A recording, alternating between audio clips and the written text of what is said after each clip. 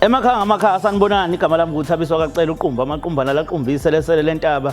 Igama lami nguMbhinyiliki into abathe beyivimba ngapha aphuma ngapha abathi beyivimba ngapha aphuma ngapha.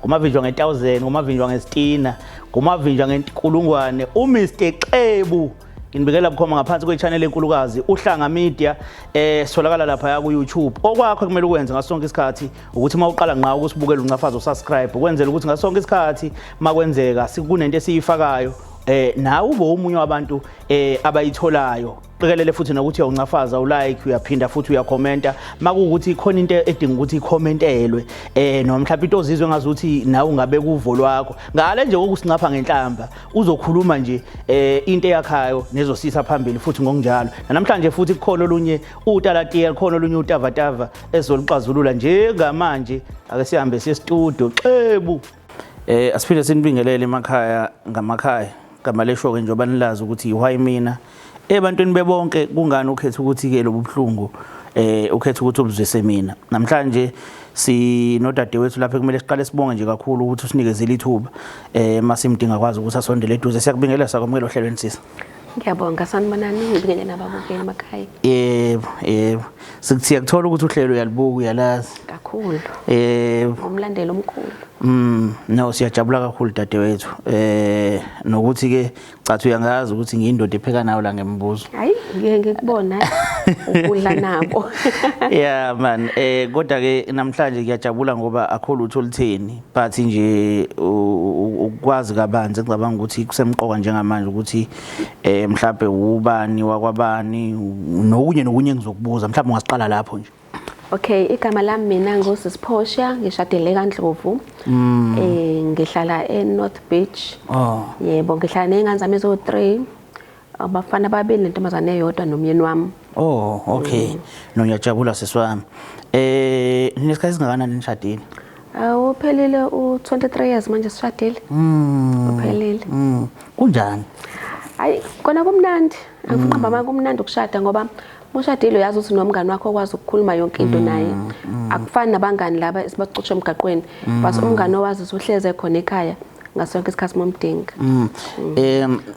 Khona lento ibekuthina sibantu abangashadile nabangashadiwe esimame nabesilisa ngokunjalo le iyokuyisaba lento ye-commitment nomshado ukuthi mhlambe kuba nezinkinga kuba njani kube njani siyaba khona isikhathi sokujabula esobhlungu nokukhala futhi ngokunjalo sikhona nazo kakhulu siphuma kanjani ke la ekukhaleni uphinde uqhubeke futhi lo muntu umthanda impilo iqhubeke nje. Ngingasho nje ngithi uma ngabe nishadile kumele abantu abathembanayo ikwazi ukutshelana zonke izinto noma ngabe inzima kangakanani into ukwazi ukuyikhuluma nomuntu wakho ukuze nizokwazi ukuthi niphinde nidlule kahle ndawonye futhi kulezo zinto lezo.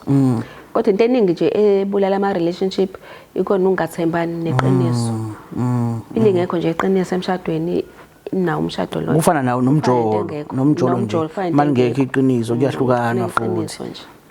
Kona kunzima ukuthi uhlezi ukukhuluma iqiniso sonke isikhathi ngoba ezinye izinthola ukuthi i-deep kakhulu into uthi uyabuka ukuthi okay mengabe ngikhuluma iqiniso la ngizokwazi ukuphuma uyabo.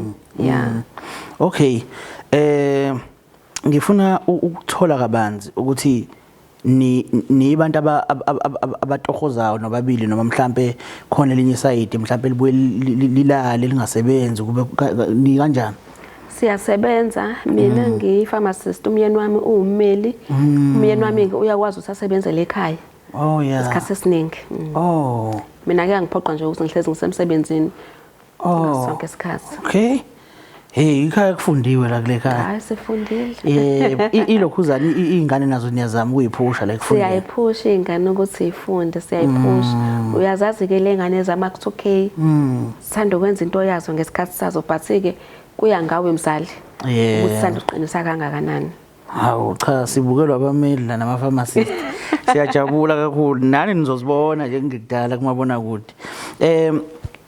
Manje njengoba nibantu abasebenza ngalendlela nokusebenza kanzima nje ke mhlambe ngicabanga ukuthi isikhathi esanele mhlambe seyingane asibi khona kangako. Niyayenenze njani ngoba uyacabanga ubuye emsebenzini kumele uwashele izingane kumele wenzeni lapha kuleyo phathi wenza njani? Ngibe nabasiza ekhaya endlini. Nginaba nje umuntu osizayo isikhathi esiningi kade ngibatholayo ngiyangithola abantu abahlalayo. Abahlalayo ngoba sengibe no auntie ngiyacabanga ababili. Soloko nje. Ngoba oqala uyena nje wafica ingane zami mangiqala ukusebenza umntana wokuqala beno 3 years. So ngingasho nje manje. Uno 19 manje umfana. Iminyaka u19. So uauntie nje okuyena oqala ongikhulisile. Uhambe sengakanani lo auntie lo oqala? Uhambe eno 16 17 lapho nje. 16 17. Okay. Awakahle usho nje lo auntie bekhona yonke leminyaka. Ubekhona nje yonke leminyaka ubese umndeni besingase senjwe auntie. Ubese umndeni. Shuthu uphatheke kahle ke. Kahle kakhulu. Mana ke usekhona noma sekhona omunye manje ongimthole ngo 2015 24 18 20 mana 19 lapha. Lo munye uhambe uqoshiwe wayihambela wathi usethola umsebenzi. Okay. Wayihambela. No man ukuthi khona into engiyizwe uthola ukuthi mhlambe umuntu sesebenzile mhlambe usebenze kancane endaweni ngenxa ukuthi mhlambe uthola amangqushana mhlambe imali engatheni ngoba khona umuntu anti engangamuzwe ekhuluma indaba yemiholo mhlambe ekhuluma indaba ukuthi uholo 1500 uyapheka uya-ayina uwashela ingane ekseni uyena ovuka kuqala enze zonke izinto yonke into eyenziwayo nje yenziwa uyena but behola 1500 rand. Hayi ngeke bekudlalwa ngaye nje loyo imali incane kanjena ngoba ngisho umuntu osebenza esitolo akayihola imali incane kanje ubedlalwa ngaye nje umntana abantu bekudlalwa ngaye. Wena ubakhokhela ngaphezudlwana kwalowo mali? Mina bami ngibakhokhela kahle kabi yikho behlala isikhathi eside nje nami. Yeah and ngiyabonakala akwazi ukuthi umuntu angasebenza iminyaka la ko 18 asebenza iminyaka la ko 17 kodwa ukuthi uhola imali encane lokho nje kukodwa mhlawumbe singakushayela elikhulu ihlombe ngakho abantu bahleze bekhala emakhishini ukuthi abayihola imali abayideservayo uyabona so ngikushayela elikhulu ihlombe ngalokho nalokho khona futhi ngicabanga ukuthi kusahamba kahle. Hayi kusahamba kahle Manje mhlawumbe izingane zange zizeshayeke nisehamba loya laba babili basaxhumana naye angazi noma baxhumana yini kodwa laba babili because isikhathi esiningi nje uyena obekhona and bafunda ama big school yabo so uyena obekhona kulaba babili isikhathi esiningi ubengisiza ngama home ukuthola ukuthi mina ngiphume emsebenzini late ngoba ngingena u7 ngiphume u6 so ngifika la endlini ngabo past 7 unama homework ingane uyena obengisiza so kwayishaya kakhulu ukusekumele manje zijwayele omunye umuntu uyabo kunzima nje kwabanzima kodwa ke sebejwayele sebe right manje. No siyabonga kakhulu. Kunombuzo ke sike siwubuze la ukuthi ekuthembekeni mawumuntu nje othembekile umuntu ophila kahle nabanye abantu ongabahlukumeza abanye abantu umuntu oright nje ungazipha bani kusuka ku1 kuya ku10 ekuthembekeni ekubeni umuntu okwazi ukuphila nabantu njalo njalo? Ngingazipha nje 8 out of 10. Lo 2 lo uzincisha wona. U2 kwesisikhathi ngumuntu phela nami. Yabo. Ngumuntu kuyangifikela nami ukucasuka. Mhlambe ngiphunyuka olimini. Yes. Uthu nje ukuba umuntu. Ukuba umuntu nokuphunyuka nje olimini. Okay. Kunolokhuzane la kuno dadewethu la osilokhuzile. Osibhalele wayesethi ke ufisa ukuba nodliwano ndlebe nawe noma ufisa ukuthi ubone lenkulumo yakhe ngicela ubambe njengoba ngiyimisile nje kanje bese ke imanga ngizongcafazela la. Sanibonani, igama lami nguZandile, ngibhalelwe uhlanga media ngoba kunodaba engicela ukudlulisa mayelana nokuhlukumezeka engangikutholile kuSisiphosha engangimsebenzela endlini. Bengifisa ukuthi uhlanga media lungisize lungihlanganise naye uSisiphosha sihlale phansi silungise izinto naye. Ngiyabonga. Angazi ke noma uyamazi noSisi lo. Hayi usisi ngiyamazi. Ngiyamazi ubesebenza kwami isikhathi eside nje. Uyena lo usebenze kuqala. Lo owasebenza nje uanti oqala nje ngaba naye. uyibone kahle ivideo uthanda uphinde uyibukele futhi. Okay. Right. All right. Ngimuzwe nesikhalo la engazuthi khona ungaphathani kahle kwaba khona phakathi kwenu nobabili. Mina uyangithusa. Angifuni nje uqamba amanga uyangithusa kakhulu. Ngoba mina ngazo sibesihleli kahle. Yonke leminyaka besihleli kahle siphathene kahle mina naye. Ubese yilunga nje lomndeni wakwami. Umkholela kahle futhi. Ngimkhokhela kahle. Ngimnikeza nama gift bekumnandi nje. Okushuthi mhlambe ke kungenzeka phela nje obusho la kulo 2% noma lo 2 ozincishe wona ukuthi umuntu kwesinye isikhathi kuyenzeka ukuthi uhambe ushelela unganaki. Umuntu angalimali ngalendlela mhlambe ukuthi akwazi ukukutshela ngaleso sikhathi. Mhlambe kodwa lonto lokhu imudla isikhathi eside. Mhlambe sekuze kwafika isikhathi sokuthi abhoboke naye akhuluma. Yeah, kungenzeka. Kodwa ke ngokulazi kuhlela umuntu mase simveze kanje angithi usuke uyazi ukuthi usuke khona. Yeah. Okay. Ngicabanga ukuthi ke usuku lokuthi mhlambe siyikhulume siyiqede namhlanje. Awunankinga. Hayi, anginankinga. Okay. Asike sibone ukuthi uyatholakala yini.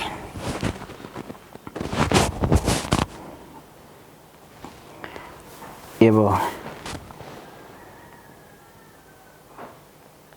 Yeah, all right. Okay, mfasha. Okay, sharp.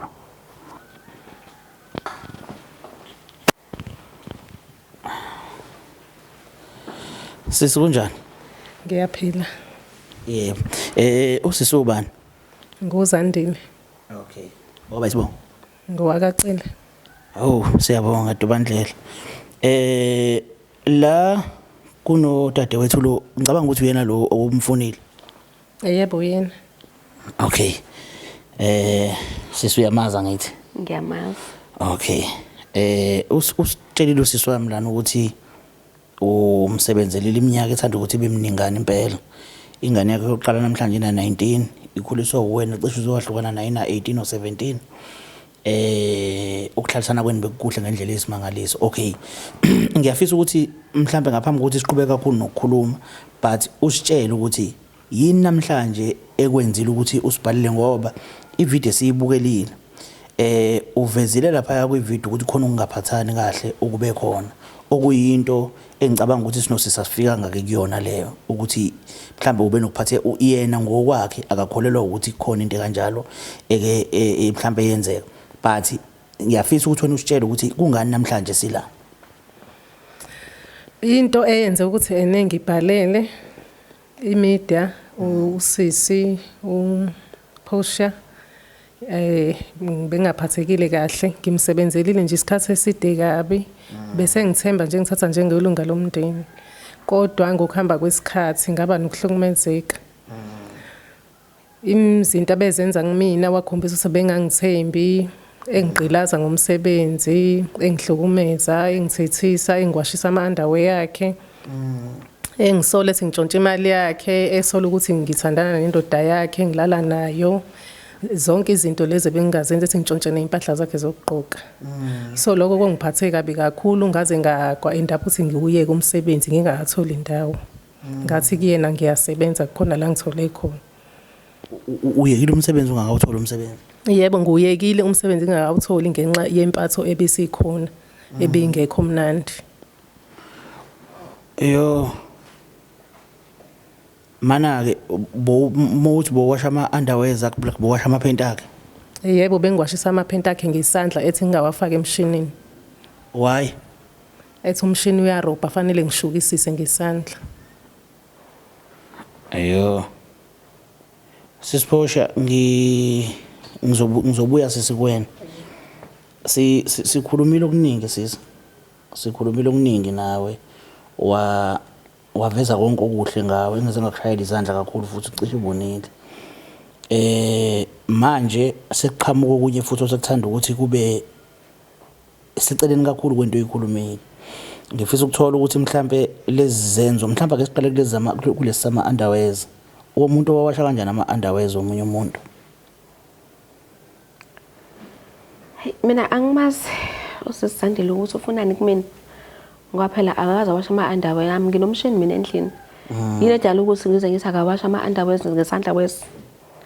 mina ama-underwears ngiwafaka nje emshinini omncane kunomshini nje omncane osabhaketana ngifaka khona ama-underwears ami akamyeni wami ngifaka khona siyiwashele ukuze angazi mhlawumbe noma ukuba wasemakhaya nokwethu thina esigezela indishini kanje ugeza nje uqeda ukugeza mhlawumbe ufake la phakathi uwashe bese mhlawumbe uthatha amanye amanzi uwashisise kahle bese uhambe uyoneka same time noma ugeza ngabe ngeshaweni ngabe kuphi mawuqeda nje uyawasha uhlambulule uhambe uyoneka le ifuna ukuthi ihlanganiswe namawashing kuyenzeka uqede uthathi lokhuzane yakho yangaphansi uyihlanganisa newashing niphila kanjani ngala uthe not be yeah njoba ngisho nje ukuthi ngiyakuhlanganisa sisebenza imisebenzi ehectic kakhulu sihlezi nje sibhizi isikhathi asinaso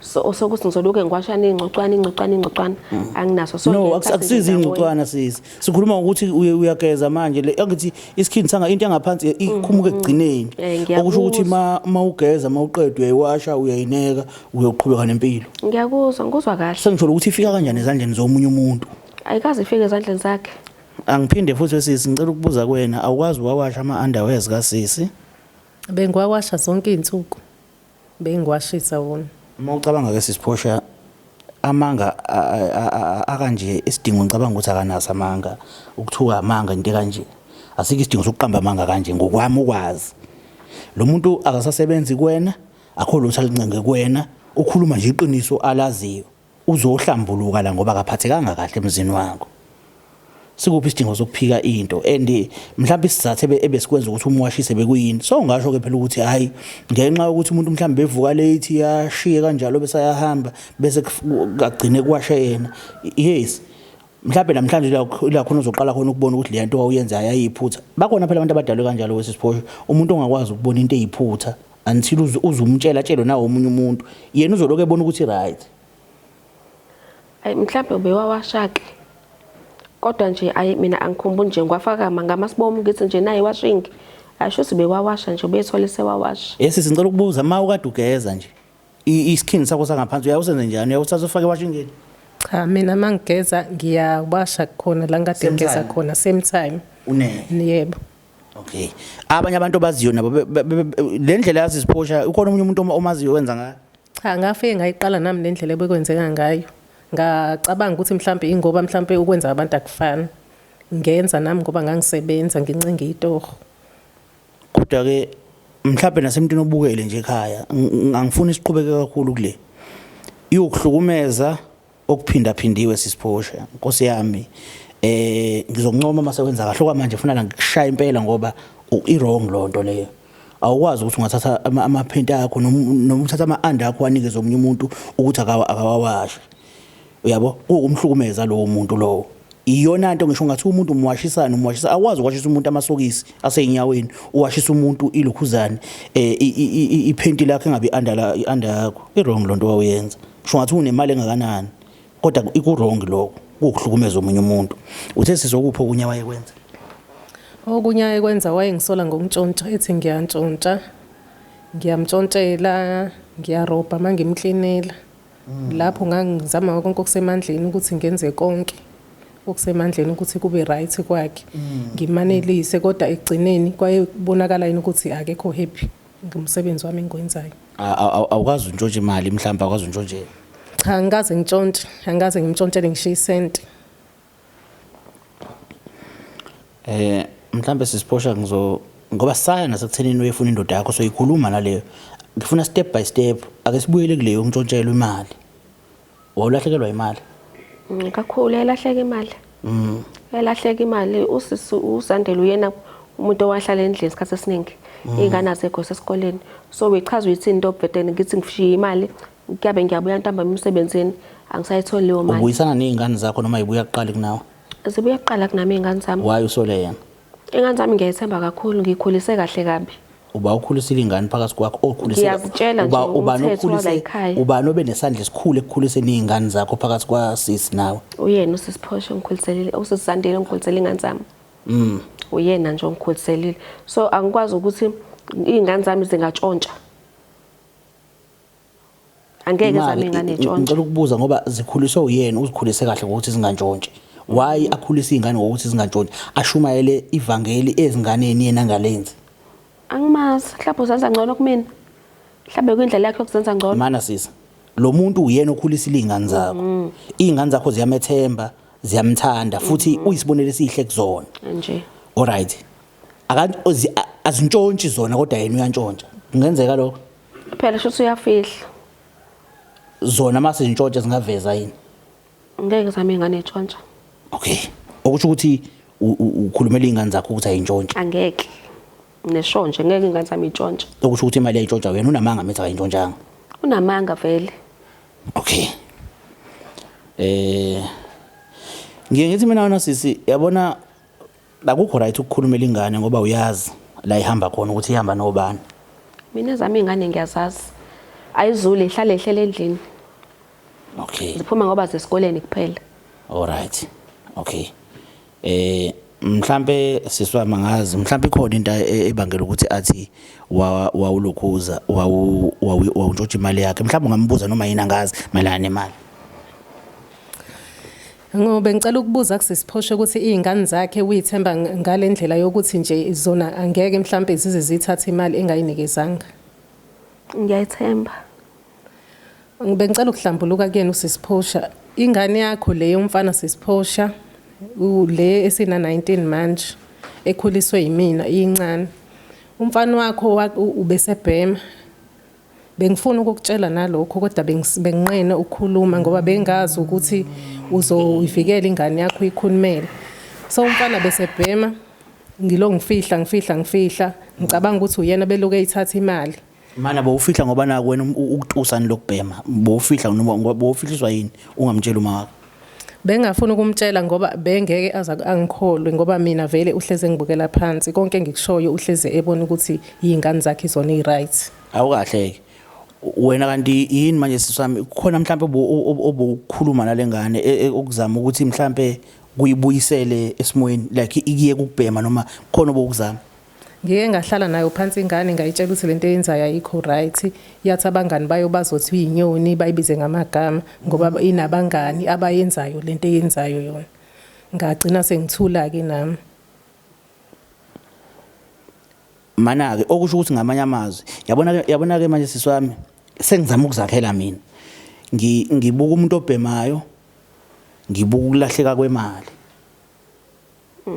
Okay. Ngokwakho nje umuntu ongasebenzi obhema imali yokubhema uyithathaphi? Wezandile. Ungifunani vele? Mana sisi. Ngicela ukuphendula lento engiyibuzayo. Ngeke bhuti mina ngizwa nje lento nishoyo ngoba ngabatshelwa ikhanda. Okay. Ngicela ukubuza futhi again. Umuntu ontshontsha umuntu obhemayo ongasebenzi imali yokubhema uyithathaphi? Ayibhema ingane yami. Kulungile ayibhema asiyeke ukubhema kwayo. Asiyeke ingane yakho. Ngikhuluma ngomuntu ongasebenzi obhemayo. Imali yokubhema uyithathaphi? Akayithola indawo. Ukuze abheme kumele enze njani ngoba akasebenzi? Kusho ukuthi bazocela abanganeni bakhe. Uma abangani bengamniki kodwa ikhona imali elahlila ayibona kuzokwenzakalana. Ngikhuluma ngomuntu hayi ngengane yakho sisi. Ngikhuluma nje ngomuntu. Hayi uzoyithatha phela. Awucacile leyo. Okay. Ingane yakho kodwa bengayithathe yakho. Hayi nothe yami ingane. Alright. Mina ngiya ngokufunda ke welokhuzana wesisiphosha ngiya ngokufunda nje mawukhuluma. Ngiya ngokulonga ngikufunda. Ngicela sihambe siye endabeni yelokhuzana. Sokuphikile konke ingane yakho uyayiphikela kubona kokubili sesikhulume ngakho. Nawe futhi uyaziphikela. Uthakwazi unikeze umuntu ama-underwear zakho udlala ngawo ayikho lento ayisho wena umshini yawo angazi washe emshinini wakho ungakanani. Ngifuna siye kulesi siwami yelokhuzane yamini wakhe. Okushuthi ngelinye ilanga usisiphosha umyeni wakhe ngathi wayengasebenzi. Esekhaya esebenzela ekhaya. Usisiphosha wancamela ukuthi alove emsebenzini angayi ngoba ebona ukuthi indoda yakhe ifuna mina.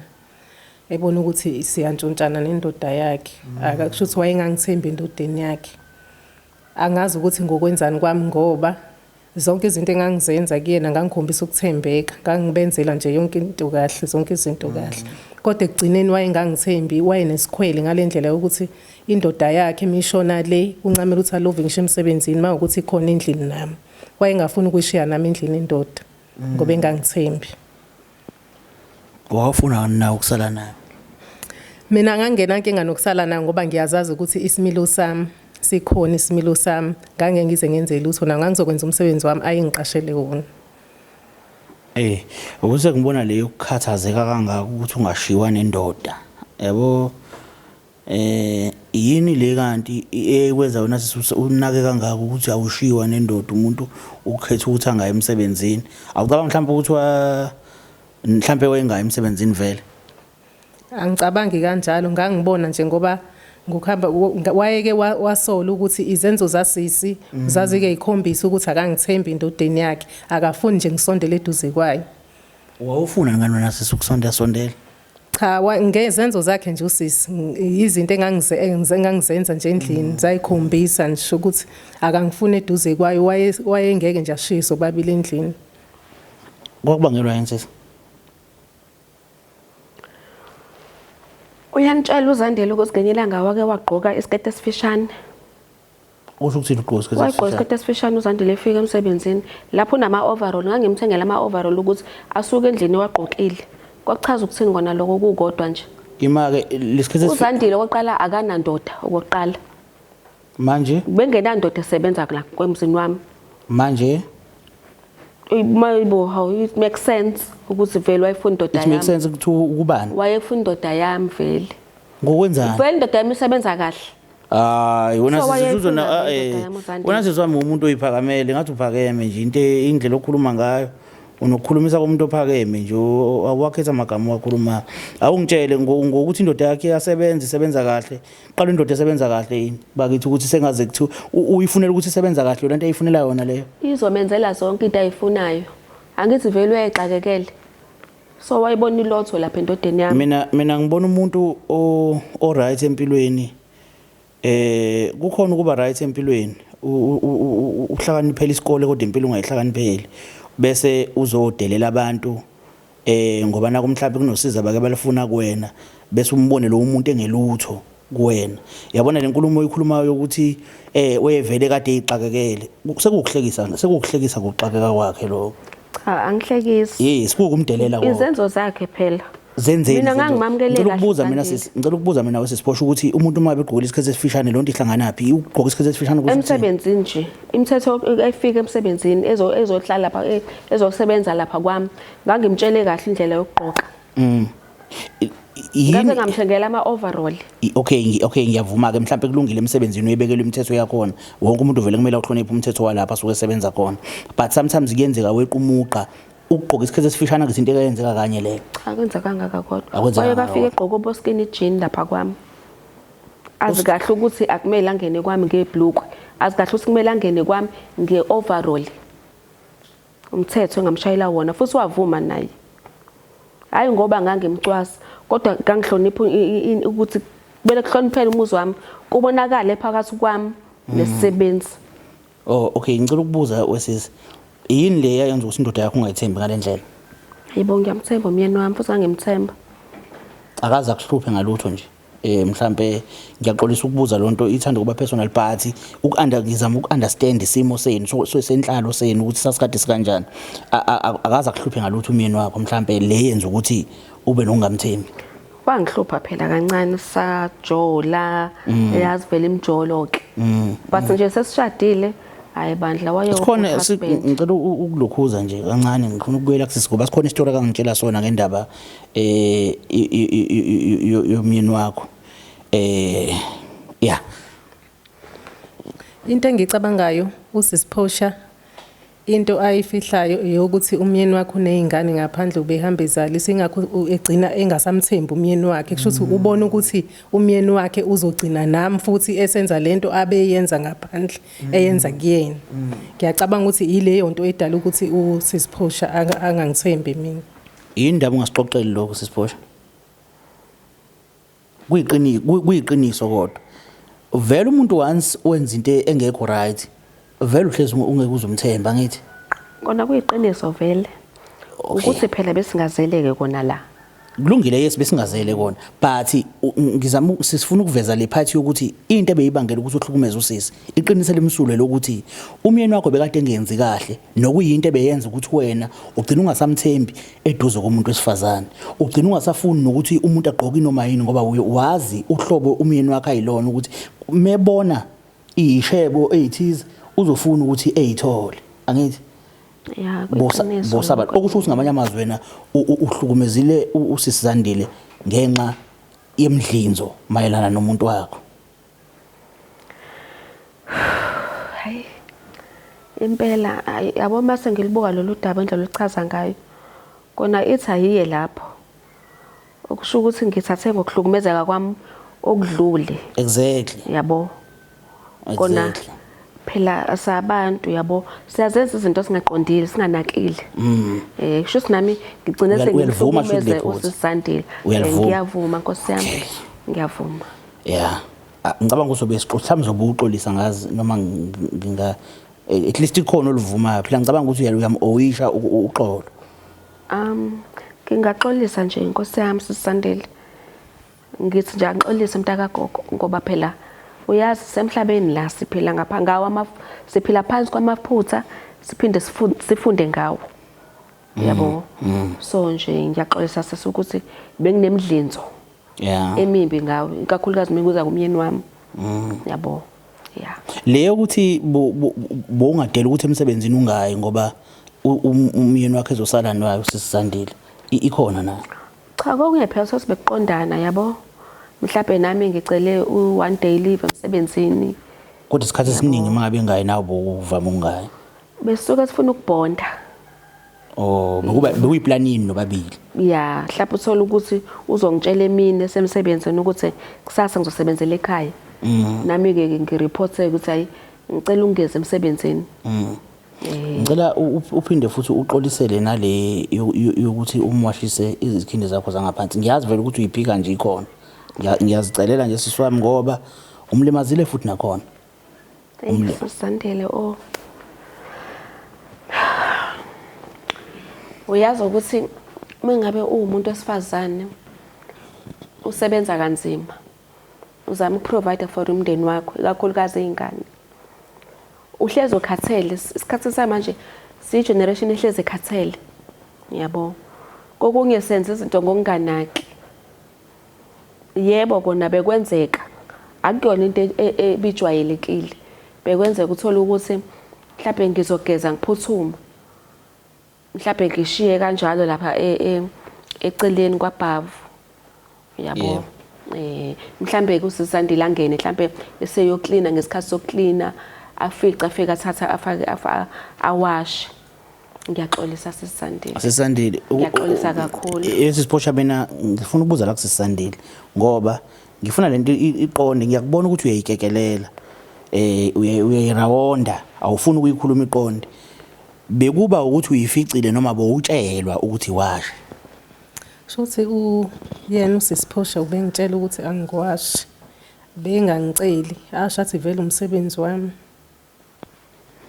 ngifuna mina sisiphosha uxolise into eqondile ungaxolise ngazi ukuthi bekwenzeka iphutha befica ekhona mhlawumbe amabhluma sakhe awathatha wawasha uyabo into eqondile lengifuna uyixolisele mina ngoba vele boyenza ngenhloso kodwa ke nawe sisongazoneke washing yakwami sengaze azoyineka kanjani emphakathini amahlaza kwami kanti bese ngeke ngisixoxe eceleni lena kahle ke phela sisi kahle mina uxolisa ngoba uxolisa noma uxolisa ngoba nakubona ngathi uphoqelekile awuphoqelekile ukuxolisa phela sisi hayi ngiyasithoba okay ngiyasithoba sisi ngokwenza sewashingi yangaphansi yami nomyeni wami alright angifuni lo mbuzo ukubuza kuwena wesisandile ngifuna ukubuza kusisiphosha siyaxolisa sisiphosha kufanele kodwa sekuqede konke sikukhulumile uyazi sikhulume nawe wawumuntu omuhle wazi wazinikeza u8 kodwa konke lokho kade usitshela kona kuyimampunge konke ngifuna ukubuyela la ekuthenini ke bomholela malini osisandile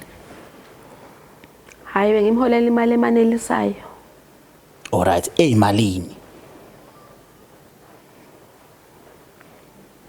bengimholela 1.5 bomanelisa ekuwasheni yonke into uziwasha namaphento omuntu uphinde upheke webhuti ngoba angithi phela bengibuye ngimthekele isaka lempuphu lani isaka lempuphu ngimnikeza ukuthi ahamba nale ekhaya alright wesisiphoshade ngikhuluma nawe mina ngiqala la ukukhuluma ngathi mina umuntu wayekade kunomnyusisi oyesebenza bengikhuluma nganangu sisi ehola u1500 ngicela ungitshele futhi ukuthi utheni ngicela uphinde lena ngoba bengekho ukuthi utheni na kusikhuluma lonto le hayi kona ngishilo ngathi bebemxhaphaza kakhulu exactly bekusho wena futhi yebo okay uthini ke manje uthi beyimali ngicela ukubuza mangingaqasha wena ngehola 1500 unganele bengazi ukuthi kanti uzandile uma ngingaqasha wena ngikunikeza 1500 ngenyanga ngikwashisa amaphenti unganela yini ayikho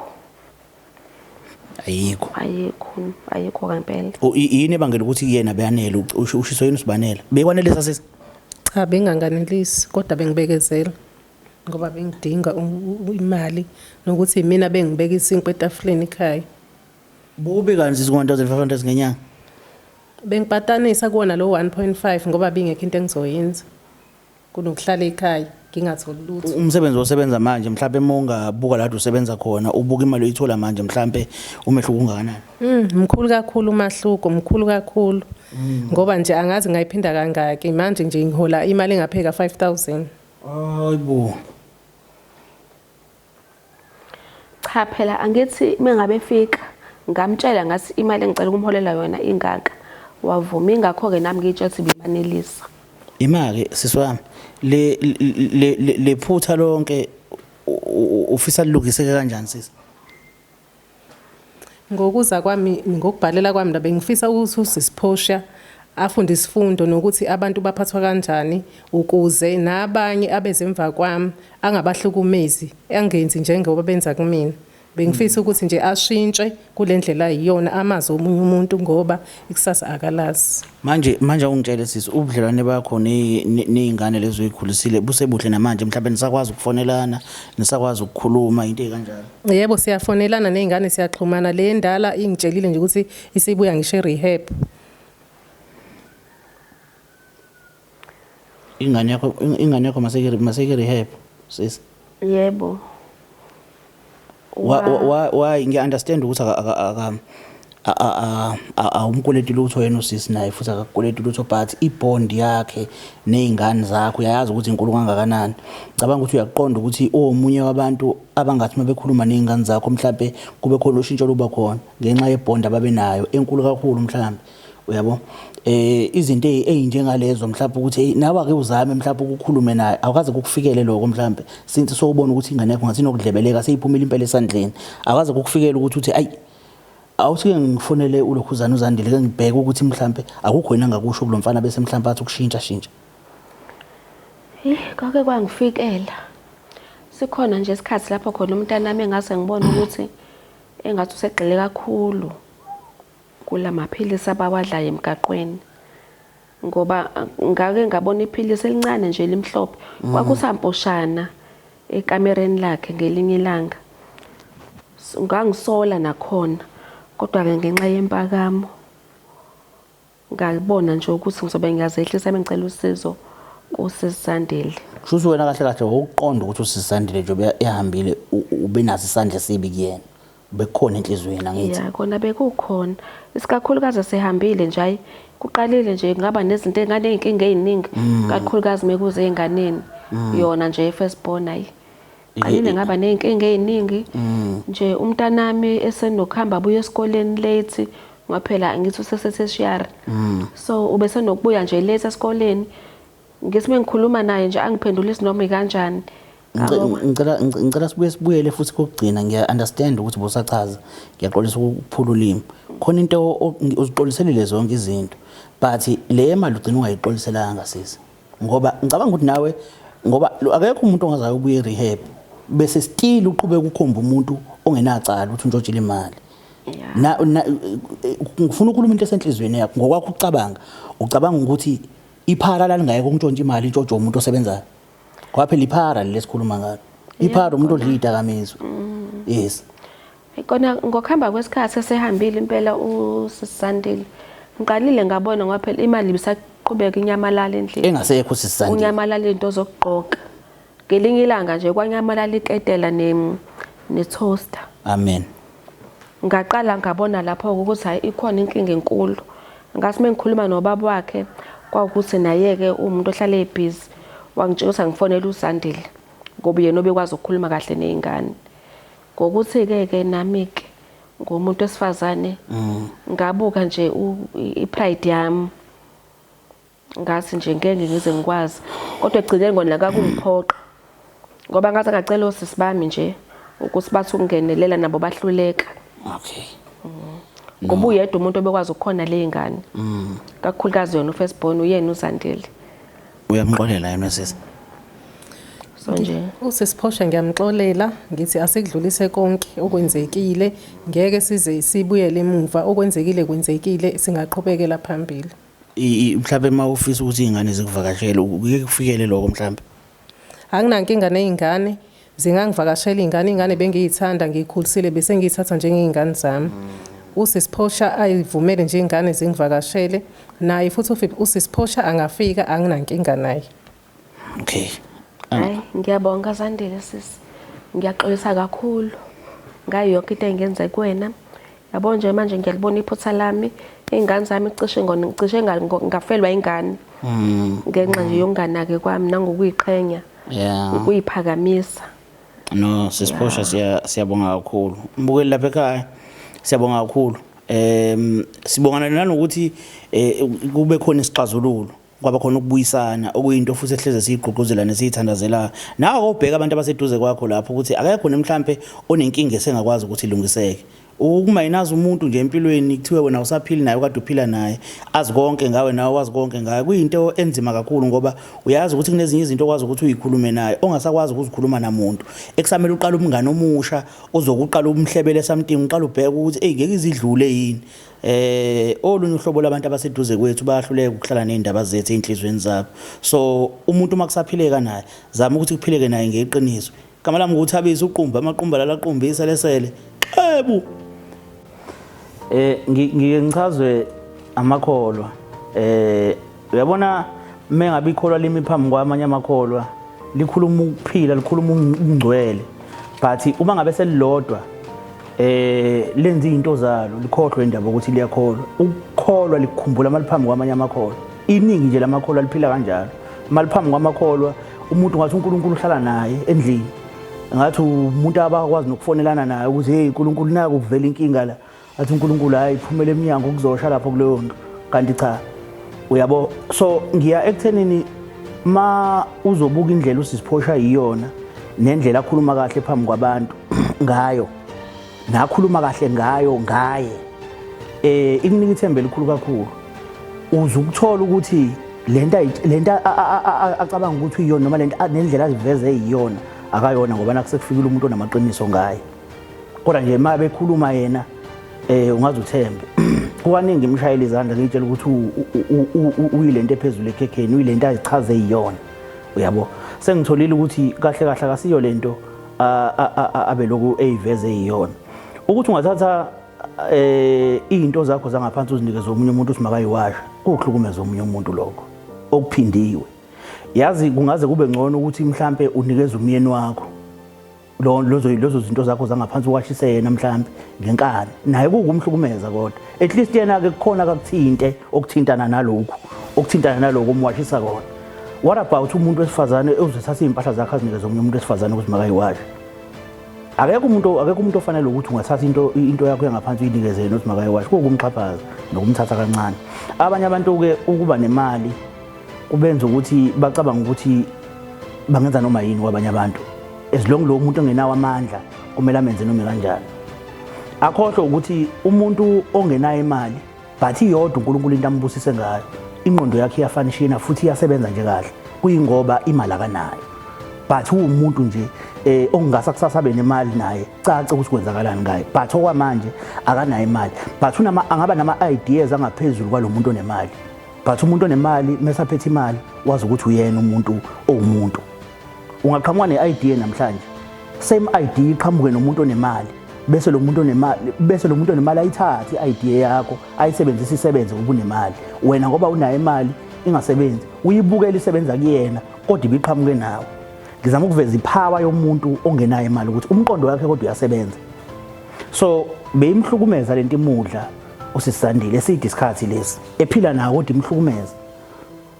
So oyibheka into yenza emntwini umuntu uma umenza kabi ungajabula wena umenza kabi kodwa ukuthi ulimele yena ungakukhohlwa ukuthi ukulimala kwakhe kungalimaza izinto eziningi zakho oyifisayo ukuzenza nofisa zenzeke ezinye zazo zingenzeki ngenxa ukuthi kunomuntu ongajabulile ngawo ungaphathekile kahle ngawo ngenxa ukuthi awumjabulisile awumphathanga kahle empilweni yakhe khona ungaphatheki kahle. Ngihleze ngithi umuntu umuntu kaNkulunkulu. uNkulunkulu akathandi abantu bakhe. Mawenza kambe emntwini kaNkulunkulu, uNkulunkulu uyabuyisela ngoba uyakuqonda ukuthi lo muntu amandla akhe mancane kunalo muntu lo omenze kabi. Okusho ukuthi mina mangibe impendulo kulowa muntu ngoba yena kanawo amandla physically but mina ngilekelele ukuthi lo muntu naye ezubhlungu ngoba uzwise lo muntu ubhlungu. Igama lami nguThabiso kaCele. Xebu.